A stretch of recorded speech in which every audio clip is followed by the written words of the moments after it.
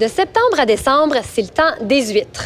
Légèrement salées, aphrodisiaques et reconnues pour ajouter une touche de luxe à notre soirée, les huîtres sont habituellement servies avec du champagne. Mais est-ce qu'on peut marier d'autres vins à ce mollusque? Ruby a posé la question à Alexandre Craig, sommelier.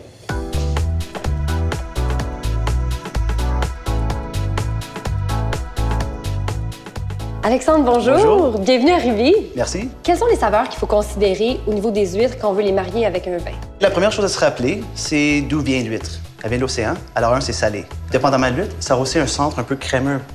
Alors, c'est ce genre de texture-là qu'il faut pas nécessairement refléter dans le vin, mais contrarier, comme genre Un complément. C'est un complément, mais l'opposé. OK. Il faut couper les saveurs. Alors, dans ce cas-ci, les 3 vins qu'on a choisis, c'est des vins, 1, qui ont un caractère très acide.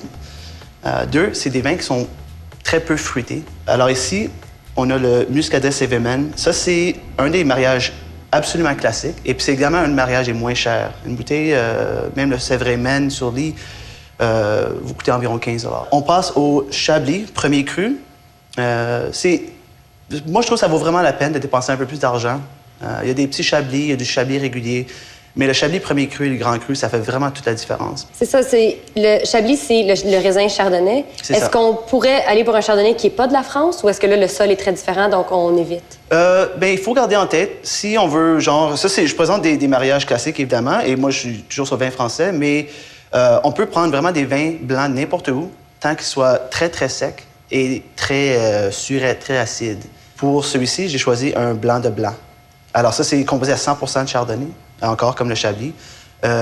Mais le truc avec le champagne, c'est difficile des fois à marier parce que avant qu'ils terminent l'embouteillage du champagne, ils vont mettre une liqueur de dosage qui rendra le champagne un peu plus sucré, enlèvera un peu le caractère acide.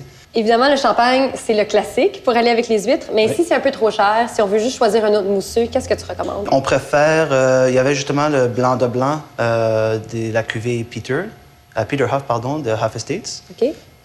Justement, j'avais participé à la créer, celle-là. J'ai récolté du raisin avec eux. Un blanc de blanc comme ça, ou bien on préfère un cava, moins cher, mais toujours fabriqué dans la méthode champenoise. Alors, c'est exactement la même technique et tout. Beaucoup moins cher, évidemment. Alors, ça vaut la peine de faire des expériences, surtout entre amis. On ouvre quelques bouteilles, puis on décide ce qu'on préfère. Pourquoi pas? C'est ça. Pourquoi est-ce qu'il n'y a pas de vin rouge dans les sélections pour les huîtres? Parce que le vin rouge, d'habitude, contient quelque chose qui s'appelle du tanin.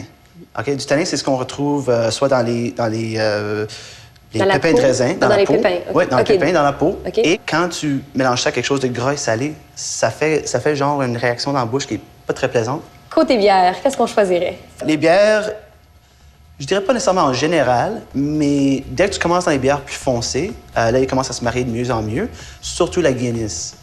Donc, chose à retenir, pour notre vin, on veut y aller dans le pâle, pour nos bières, on veut y aller dans le foncé. C'est ça? C'est vraiment le contraire. C'est ça, exactement. Okay. On fait un peu le contraste. Ouais. Parfait. Merci beaucoup, Alexandre. Il n'y a pas de quoi. Alors, allons-y. On Bon déguste appétit. le champagne. Absolument. Le classique. Voilà.